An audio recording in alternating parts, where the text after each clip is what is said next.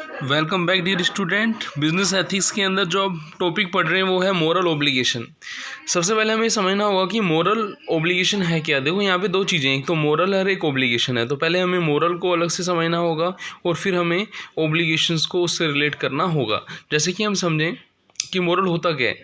Moral ये होता है कि जो हमने अपनी फैमिली से इन बर्थ हमने बाय बर्थ हमने अपनी फैमिली से जो हम सीखते आ रहे हैं, सोसाइटी से जो सीखते आ रहे हैं, एनवायरनमेंट से जो सीखते आ रहे हैं, वो हमारे लिए क्या है, मोरल है।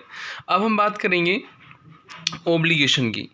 ओब्लिगेशन का मतलब ये है कि हमें किसी काम को एज ए ड्यूटी करना है सर्टेन वे में, वो क्या है, ओब्लिगेशन है। तो मोरल ओब्लिगेशन क्या हुआ, when the obligation is based on moral and ethical consideration, कि जब हमें कोई ऐसा काम जो सोसाइटी से हमने सीखा है और उसको हमें सर्टेन वे में एज ए ड्यूटी हमें परफॉर्म करना है, तो हमारे लिए क्या हो जाएगा, मोरल ओब्लिगेशन हो जाएगा। अब हम बात करेंगे कि मोरल ओब्लिगेशन आपको बताता है कि क्या करना है और क्या नहीं करना है। जैसे मान लीजिए हमें झूठ नहीं बोलना है, हमें चोरी नहीं करनी है, हमें किसी को चीट नहीं करना है, तो ये नहीं करना है। तो इसके अलावा इसका मतलब है हमें सच बोलना है, हमें लोगों के साथ अच्छी तरीके से रहना है। उनको जैसे चीट करने का रिवर्स हो गया कि हमें उनके साथ अच्छे से रहना है, हमें चोरी करने का रिवर्स हो गया कि हमें लोगों को सहयोग करना है, ठीक है ना। हमें तो कहने वाला भी हुआ कि मोरल ओब्लिगेशन आपको ये बताता है कि क्या सही है क्या गलत है। अब हम बात करेंगे कि जो मोरल ओब्लिगेशन होता है उसके अंदर किन किन चीज़ों को हम इंक्लूड करते हैं।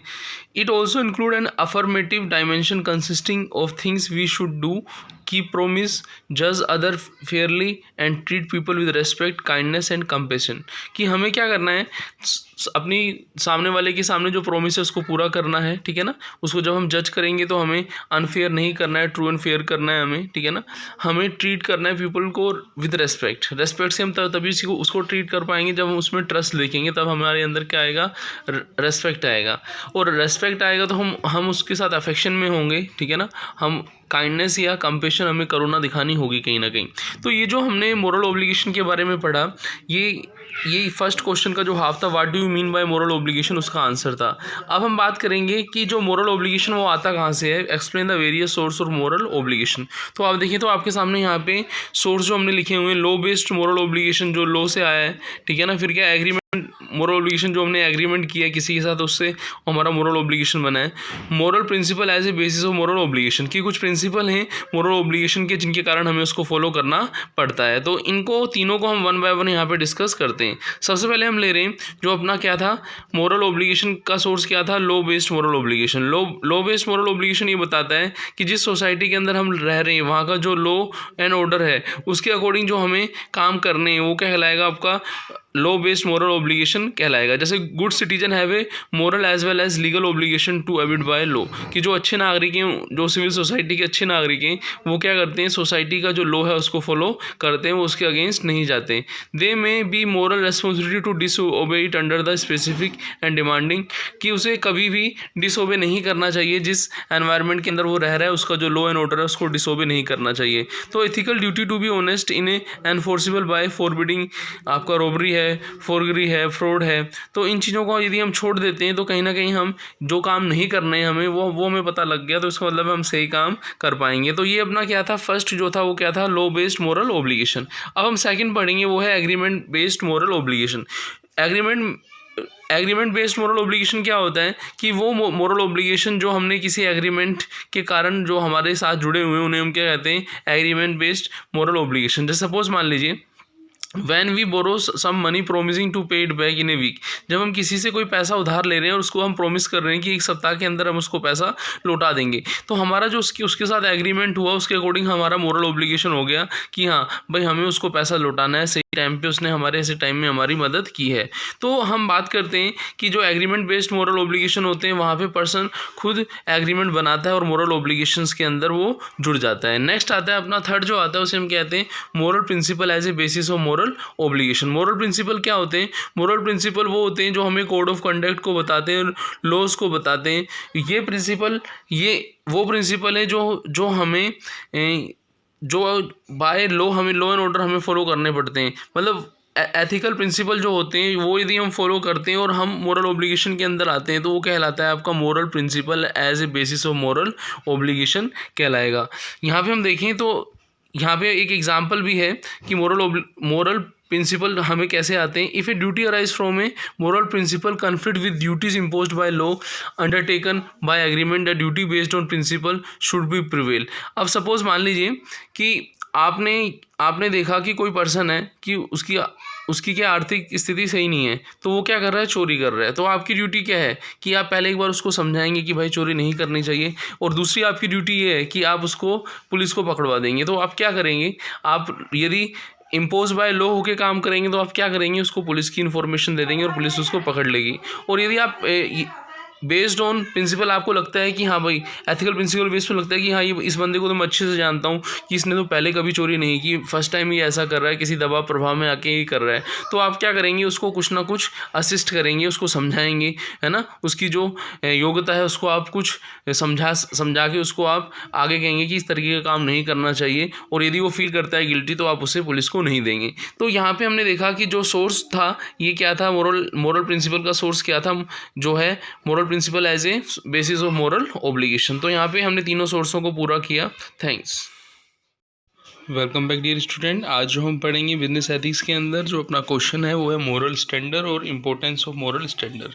सबसे पहले हमें समझना होगा कि मोरल स्टैंडर्ड होता क्या है और उसकी हमारे लिए बिजनेस में क्या इम्पोर्टेंस है। जैसे हम बात करते हैं मोरल स्टैंडर्ड वो रहते हैं जब हम बचपन से लेके अपनी फैमिली या फिर अपने फ्रेंड या फिर अपनी सोसाइटी से जो चीज़ें सीखते हुए आ रहे हैं, जो हम वहाँ से चीज़ें एब्जॉर्व करते हैं, वो कहलाते हैं अपने मोरल स्टैंडर्ड कहलाते हैं। जैसे हम एग्जांपल की बात करें कि मोरल स्टैंडर्ड का एग्जांपल क्या हो सकता है, जैसे कि हम छोटे थे तो उस समय हम ये कहते थे कि हमें झूठ नहीं बोलना चाहिए या फिर हमें अपने बड़ों की सेवा करनी चाहिए। हमारी सोसाइटी के अंदर जहाँ हम रहते थे वहाँ कुछ रूल्स रेगुलेशन रहते थे, तो वो हमारे लिए क्या थे, मोरल होते थे। अब उन्हें हम फॉलो करते हैं या फिर नहीं करते हैं, वो हमारा एथिकल प्रिंसिपल हुआ कि हम उन्हें फॉलो कर रहे हैं या फिर नहीं कर रहे हैं। तो यहाँ पे हम देखें तो मोरल जो रहते हैं वो इमोरल से डिफरेंट होते हैं। जैसे कि हम यहाँ पे डिफरेंस देखेंगे मोरल और इमोरल में, फिर हम मोरल स्टैंडर्ड की फीचर्स देखेंगे कि क्या मोरल स्टैंडर्ड के फीचर होते हैं। जो मोरल स्टैंडर्ड की यदि हम बात करें वो नॉन मोरल स्टैंडर्ड से कैसे डिफरेंशिएट हैं। Moral standard deal with the matter which can seriously benefit human being while it is not in the case with the non moral standard. कि बचपन से जो चीज़ें हमें सिखाई गई हैं कहीं ना कहीं हमें लगता था कि वो ह्यूमन बीइंग के लिए क्या है, बेटरमेंट के लिए, ह्यूमन बीइंग के लिए, जबकि नॉन मोरल के अंदर ये चीज़ें नहीं होती, वो इमोरल होती हैं, वो चीज़ें ह्यूमन के इंटरेस्ट के अगेंस्ट होती हैं। तो कहने का मतलब ये हुआ कि मोरल स्टैंडर्ड से कुछ ना कुछ ह्यूमन बीइंग को बेनिफिट होता है। अब हम बात करेंगे कि जो मोरल स्टैंडर्ड होते हैं वो क्या टाइम डिफ़र करते हैं किसी सोसाइटी के लिविंग स्टैंडर्ड से। तो यहाँ पे हम देखें moral standard are not form और change by the decision of particular body or the validity of this standard lie on the adequacy of reason that are taken to support and justify them। कि ये किसी पर depend नहीं होते, ये वो चीज़ें रहती हैं जो हम देखते हैं, जिस एनवायरनमेंट के अंदर हम रहते हैं वहाँ से हम एब्जॉर्व करते हैं।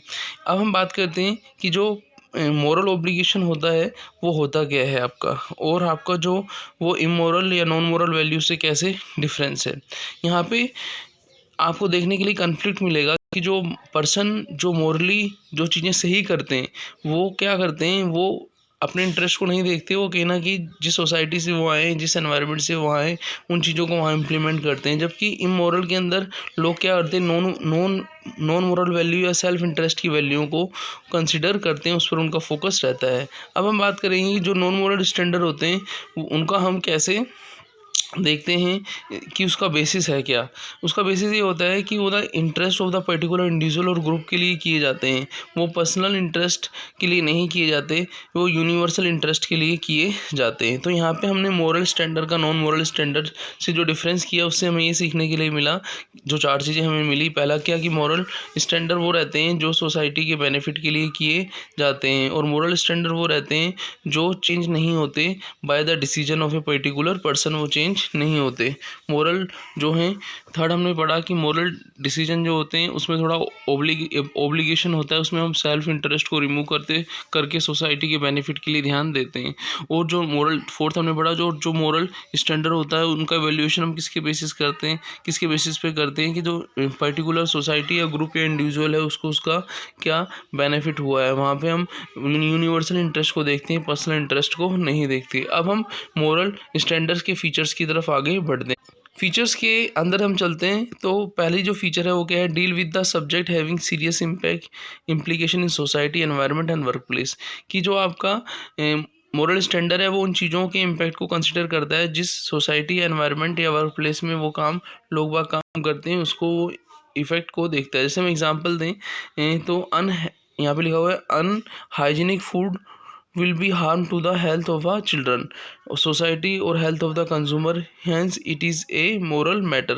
कि आप यदि फूड प्रोसेसिंग की प्रोसेस में और आप अनहाइजीन फूड्स की प्रोसेस करते हो तो वो कहीं ना कहीं सोसाइटी के लिए क्या है, आपका नुकसानदायक है और सोसाइटी पर इम्पैक्ट जो डालेगा वो गलत इम्पैक्ट उसका जाएगा। तो इसका मतलब ये हुआ कि पहली जो फीचर है वो क्या है, moral standard deals with the subject having a serious implication in society, कि सोसाइटी या एनवायरनमेंट पर उसका क्या इफेक्ट पड़ता है। सेकंड क्या है, self regulatory moral standard are self regulatory. Self regulatory मतलब क्या हुआ कि जो मोरल स्टैंडर्ड होते हैं वो उनको लॉ और रेगुलेशन से हम चेंज नहीं कर सकते। इसका यदि हम एग्जांपल देखें, if India had a governing standard for cold drink and pesticides content made the permissible standard, है ना, कि यदि इंडिया के अंदर जो आपकी कोल्ड ड्रिंक और पेस्टिसाइड्स जो हैं वो क्या एक जो पर्टिकुलर स्टैंडर्ड है उसको फॉलो कर देते हैं, तो मोरल स्टैंडर्ड ये बोलता है कि यदि उस चीज़ को फॉलो कर देते हैं तो वो सोसाइटी के लिए कोई नुकसान नहीं है। यदि वो स्टैंडर्ड को फॉलो नहीं करते तो कहीं ना कहीं वो सोसाइटी के लिए क्या है, आपके लिए नुकसानदायक है। तो ये चीज़ क्या है, सेल्फ रेगुलेटरी है। मोरल स्टैंडर्ड क्या है, सेल्फ रेगुलेटरी, है ना, जिसको हम लॉ के अकॉर्डिंग चेंज नहीं कर सकते। अब जैसे मान लीजिए लॉ के अकॉर्डिंग चेंज नहीं कर सकते, इसको यदि हम आगे बढ़ाएं इस बात को, moral standard dictate that if the level of pesticides is bad for health and the manufacture must correct it and stop marketing the product till it makes the correct. कि जब वो जो कोल्ड ड्रिंक्स वगैरह जो बना रही हैं company, यदि वो स्टैंडर्ड को मेट कर रही हैं, पूरा कर रही हैं, तो गवर्नमेंट या लॉ उनके ऊपर कोई रेगुलेशन नहीं लगा सकता। ये उनका सेल्फ रेगुलेटरी है कि उस चीज़ को कैसे कंट्रोल कर सकते हो। थर्ड आता है अपना जो मोरल स्टैंडर्ड है, not guided by the self interest.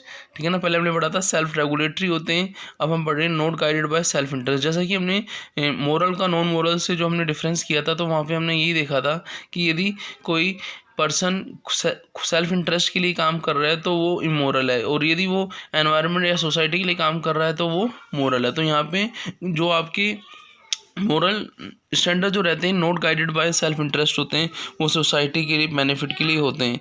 अब देखिए नेक्स्ट क्या है आपका, सेल्फ इन्फ्लेक्टिंग मोरल स्टैंडर्ड आज सेल्फ इन्फ्लेक्टिंग का मतलब ये हुआ, यदि one fail to stand up to moral standard he or she feel bad or guilty or failure or become remorseful। इसका मतलब क्या हुआ कि यदि कोई पर्सन मोरल स्टैंडर्ड को मैट नहीं कर सकता तो हो सकता है कि किसी के लिए वो चीज़ क्या हो, गलत हो, है ना। तो वो चीज़ें हमें कंसिडर करनी है कि हम यदि खुद को खुद यदि हम सेटिस्फाइड हैं तो हम सोसाइटी को सेटिस्फाइड कर सकते हैं। अब हम बात करेंगे कि जो आपके मोरल स्टैंडर्ड हैं वो कैसे राइट और रॉन्ग सोसाइटी के लिए हो सकते हैं, और जो गुड मोरल स्टैंडर्ड हैं वो सोसाइटी के लिए कैसे इंपॉर्टेंट हैं। तो फर्स्ट पॉइंट है moral standard help in governing the business activity, कि बिज़नेस की जो एक्टिविटी होती है उसके अंदर ये सब चीज़ें हमें देखने के लिए मिलती हैं। दूसरा क्या है, it help in distinguish right action from the wrong action. जब हम मोरल चीज़ को समझ लेंगे कि जो चीज़ हम सेल्फ इंटरेस्ट के लिए कर रहे हैं, सोसाइटी के लिए नहीं कर रहे, सोसाइटी में उसमें उसका बेनिफिट नहीं है, तो वो डिस्टिंग्विश कर रहा है, राइट और रॉन्ग के अंदर डिस्टिंग्विश कर रहा है कि वो इमोरल है। It help in maintaining the cordial relation. Cordial relation क्या होता है, आपका जो बिजनेस के अंदर आपका जो वर्कर रहते हैं, जो आपका स्टेक होल्डर रहते हैं, तो बिजनेस के स्टेक होल्डर के जो रिलेशन है उसको मेंटेन करने में मोरल स्टैंडर्ड क्या करता है, हेल्प करता है। क्योंकि जब हम वर्कर्स को मोरली स्ट्रॉन्ग रखेंगे तो कहीं ना कहीं हमारे ऑर्गेनाइजेशन का एनवायरनमेंट भी क्या होगा, अच्छा होगा। अब हम ये देखेंगे कि जो मोरल स्टैंडर्ड्स की जो हमने चीज़ें पढ़ी हैं, ये तो हमने पढ़ा था उसका मीनिंग होता क्या है, फिर हमने देखा था मोरल और इमोरल का डिफरेंस क्या होता है, और फिर हमने पढ़ा था कि इसके फीचर्स क्या हैं मोरल स्टैंडर्ड के, और लास्ट में हमने क्या कंप्लीट किया, उसकी इंपॉर्टेंस क्या है। तो मिलते हैं नेक्स्ट वीडियो में।